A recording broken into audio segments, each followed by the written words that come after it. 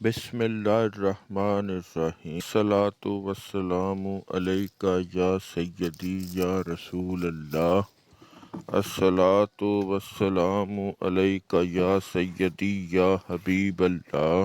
ایک بار جبرائیل علیہ السلام نبی کریم صلی اللہ علیہ وآلہ وسلم کے پاس آئے تو آپ صلی اللہ علیہ وآلہ وسلم نے دیکھا کہ جبرائیل کچھ پریشان ہے۔ آپ نے فرمایا جبرائیل کیا معاملہ ہے کہ آج میں آپ کو غم زدہ دیکھ رہا ہوں؟ جبرائیل نے عرض کی اے محبوب کل میں اللہ پاک کے حکم سے جہنم کا نظارہ کر کے آیا ہوں، اس کو دیکھنے سے مجھ پر غم کے آثار نمودار ہوئے ہیں۔ نبی کریم صلی اللہ علیہ وآلہ وسلم نے فرمایا جبرائیل مجھے بھی جہنم کے حالات بتاؤ۔ جبرائیل نے عرض کی جہنم کے کل 7 درجے ہیں، ان میں سے سب سے نیچے والا درجہ ہے اللہ اس میں منافقوں کو رکھے گا، اس سے اوپر والے درجے میں اللہ تعالی مشرک لوگوں کو ڈالیں گے، اس سے اوپر 5ویں درجے میں اللہ سورج اور چاند کی پرستش کرنے والوں کو ڈالیں گے، 6 درجے میں اللہ پاک آتش پرست لوگوں کو ڈالیں گے، تیسرے درجے میں اللہ پاک یہود کو ڈالیں گے، دوسرے درجے میں اللہ تعالیٰ عیسائیوں کو ڈالیں گے۔ کہہ کر جبرائیل علیہ السلام خاموش ہو گئے تو نبی کریم صلی اللہ علیہ وآلہ وسلم نے پوچھا جبرائیل آپ خاموش کیوں ہوئے؟ مجھے بتاؤ کہ پہلے درجے کون ہوگا؟ جبرائیل علیہ السلام نے عرض کی اے اللہ کے رسول پہلے درجے میں اللہ پاک آپ کی امت کے گناہ گاروں کو ڈالیں گے۔ جب نبی کریم صلی اللہ علیہ وآلہ وسلم نے یہ سنا کہ میری امت کو بھی جہنم میں ڈالا جائے گا تو آپ بے حد غمگین ہوئے اور آپ نے اللہ کے حضور دعا کرنا شروع کی۔ 3 دن ایسے گزرے کہ اللہ کے محبوب مسجد میں نماز پڑھنے کے لیے تشریف لاتے، نماز پڑھ کر حجرے میں تشریف لے جاتے اور دروازہ بند کر کے اللہ کے حضور رو رو کر فریاد کرتے۔ صحابہ حیران تھے کہ نبی کریم صلی اللہ علیہ وآلہ وسلم پہ یہ کیسی کیفیت طاری ہوئی ہے، مسجد سے حجرے جاتے ہیں،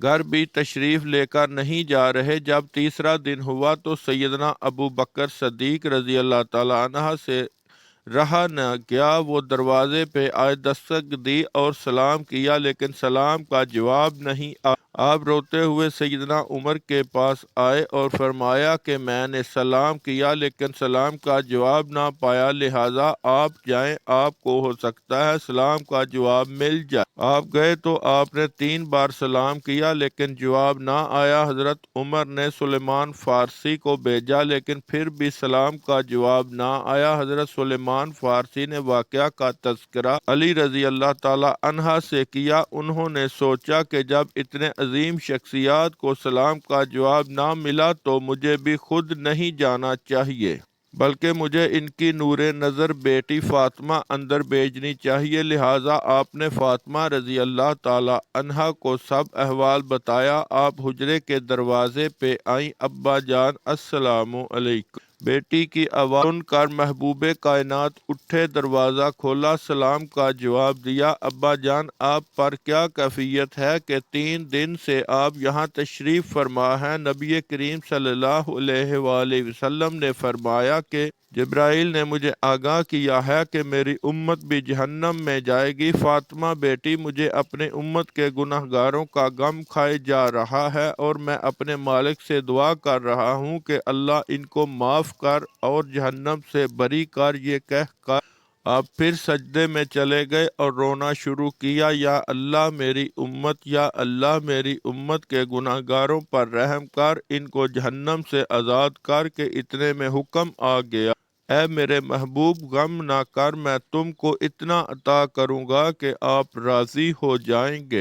آپ خوشی سے کھل اٹھے اور فرمایا لوگو اللہ نے مجھ سے وعدہ کر لیا ہے کہ وہ روز قیامت میری امت کے معاملے میں خوب راضی کرے گا، اور میں نے اس وقت تک راضی نہیں ہونا جب تک میرے آخری امتی بھی جنت میں نہ چلا جائے۔ لکھتے ہوئے آنکھوں سے آنسو آ گئے کہ ہمارا نبی اتنا شفیق اور غم محسوس کرنے والا ہے، اور بدلے میں ہم نے ان کو کیا دیا۔ آپ کا ایک سیکنڈ اس تحریر کو دوسرے لوگوں تک پہنچانے کا ذریعہ ہے۔ میری آپ سے عاجزانہ اپیل ہے کہ لا حاصل اور بے مقصد پوسٹس ہم سب شیئر کرتے ہیں، آج اپنے نبی کی رحمت کا یہ پہلو کیوں نہ شیئر کریں؟ آئیں ایک ایک شیئر کر کے اپنا حصہ ڈالیں، کیا پتہ کون گناہ گار راہ راست پر آ جائے۔